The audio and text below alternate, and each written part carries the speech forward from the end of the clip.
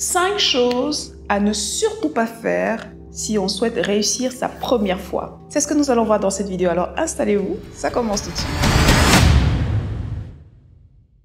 Hello my people, bienvenue dans cette nouvelle vidéo. Pour ceux et celles qui découvrent la chaîne via cette vidéo, je suis Dr Paul Moko, médecin sexologue. Et sur cette chaîne, je vous aide à solutionner vos troubles sexuels et à retrouver une sexualité épanouie, la sexualité de vos rêves. Alors je vous invite à vous abonner et à activer la cloche de notification pour être prévenu à chaque fois que je poste une nouvelle vidéo instructrice sur votre sexualité, à me rejoindre également sur mes réseaux sociaux, Facebook, Instagram et TikTok également. Je vous mettrai tous les liens en barre d'informations. Et pour ceux qui souhaitent aller un peu plus loin, vous pouvez réserver une consultation sexologique. Tous les liens sont en barre d'informations. Vous allez sur le site, vous sélectionnez votre profil, vous bloquez votre créneau et vous réservez votre consultation également. Vous pouvez également télécharger votre cadeau de bienvenue, le e-book gratuit 10 secrets pour faire craquer une femme au lit. Tous les liens seront en barre d'informations. Maintenant, nous pouvons rentrer dans le vif du sujet. Alors, la première fois, ou la nouvelle première fois, n'est-ce pas?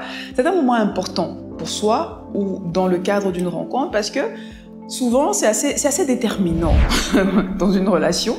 Et la plupart du temps, on fantasme sur quelque chose, on fantasme sur un scénario. Et il arrive que quand le moment tant attendu survient, eh bien, ma foi, c'est un flop. On est déçu. Dans le meilleur des cas, on se dit, bon, peut-être que la prochaine fois, ce sera bien. Ce sera meilleur. Dans le pire des cas, ça s'arrête là, on s'oublie, au revoir, merci. Hein, voilà. Donc, comment faire pour que la première fois soit une réussite? Je vais vous partager 5 choses à ne surtout pas faire. Surtout pas. Si vous voulez que votre première fois soit une réussite. Une fois que vous saurez ce qu'il ne faut pas faire, vous saurez effectivement quoi faire par la suite, n'est-ce pas? Ça va de soi. Éventuellement, je vous mettrai peut-être un bonus à la fin, je verrai bien. Voilà. La première chose à ne surtout pas, mais alors là, surtout pas faire, c'est avoir un scénario prédéfini dans sa tête. Voilà. En fait, ce qui se passe, c'est quoi? Quand il s'agit d'une première fois ou d'une nouvelle première fois, bien souvent, on est stressé.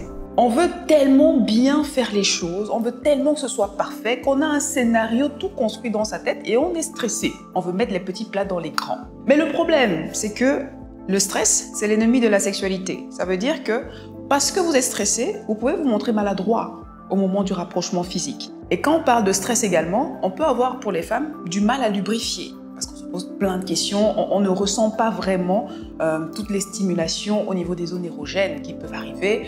Pour les hommes, le stress peut provoquer une éjaculation prématurée. C'est très fréquent, oui, que lors de la première fois, des hommes éjaculent rapidement et ils se sentent mal à l'aise avec ça là. C'est quelque chose qui est beaucoup plus fréquent que ce que vous pouvez imaginer. Ne vous focalisez pas, ne vous fiez pas à ce que les films vous montrent. Première fois, torride, machin, ça s'est super bien passé. Ça ne se passe que dans les films. Dans la réalité, c'est toute autre chose qui se produit. Et pour pouvoir pallier ce stress-là, allez-y simplement en profitant du moment. Oubliez les scénarios surréalistes, etc. qu'on ne voit que dans les films. Ça, c'est pour le cinéma, ça, c'est pour nous divertir. Ok? Voilà. Deuxième chose à ne surtout pas faire, s'inspirer des films pornographiques. Les films pornographiques ont pour objectif de faire fantasmer et par ricochet, éventuellement provoquer une forme d'excitation sexuelle.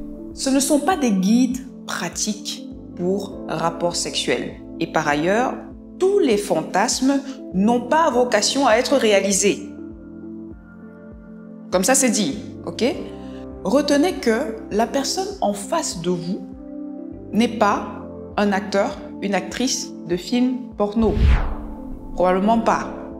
Sachez que même si les films pornographiques sont tournés par des êtres humains, ils sont payés pour vous vendre du rêve. C'est pas réaliste. C'est pas réaliste. Alors, on ne s'inspire pas des films pornographiques pour sa première fois ou pour sa nouvelle première fois. C'est dit.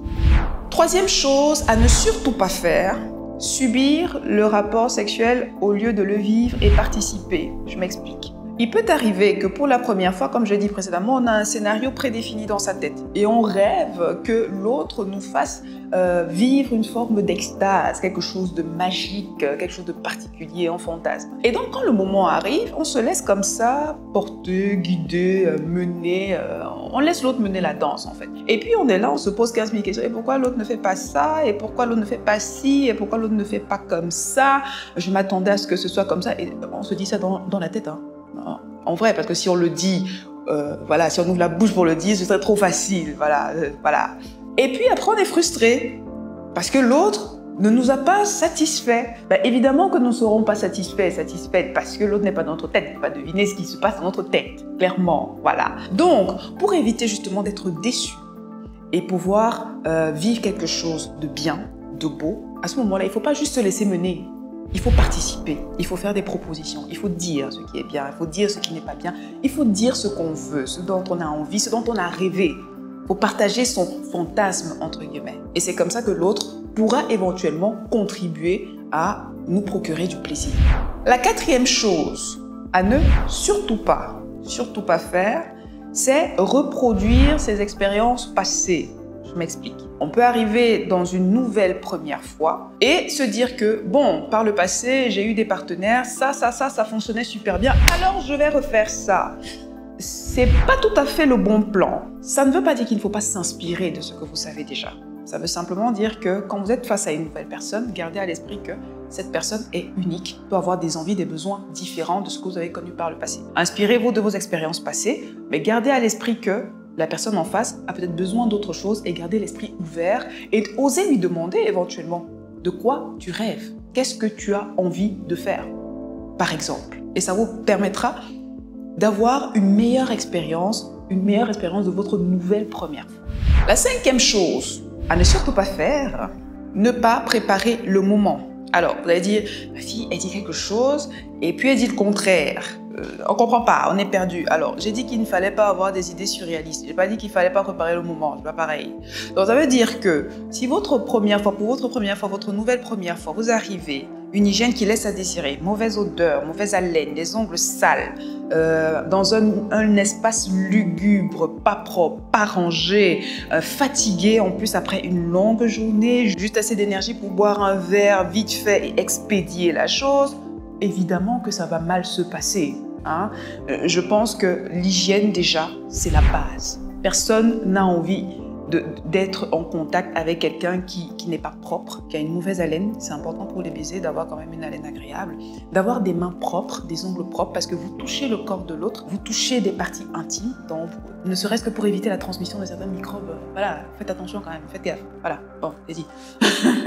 Donc préparez ce moment et ne le bâclez pas juste parce que bon, ouais, voilà, c'est la première fois, on a dit qu'il fallait aller en mode spontané. Oui, spontanéité, oui, mais bon, écoutez, à petite dose aussi, hein. Bon, voilà, c'est dit.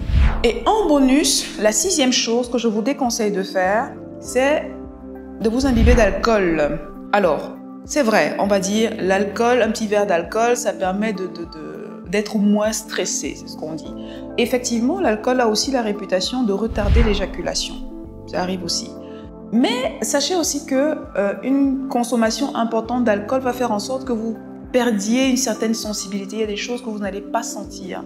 Et à un certain dosage, ça peut vraiment beaucoup retarder votre éjaculation. Donc personnellement, un petit verre d'alcool parce que vous mangez, ok, c'est pas dramatique. Mais prendre de l'alcool juste pour vous déstresser pour ce moment-là, je ne vous conseille pas. Alors, voilà. Faites attention à votre consommation d'alcool avant votre première fois.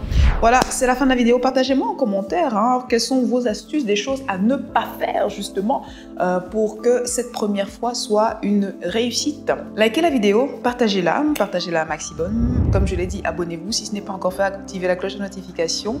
Ma foi, je vous souhaite de prendre soin de vous, de profiter de votre première fois, de votre nouvelle première fois et je vous dis à très vite dans une prochaine vidéo. Salut!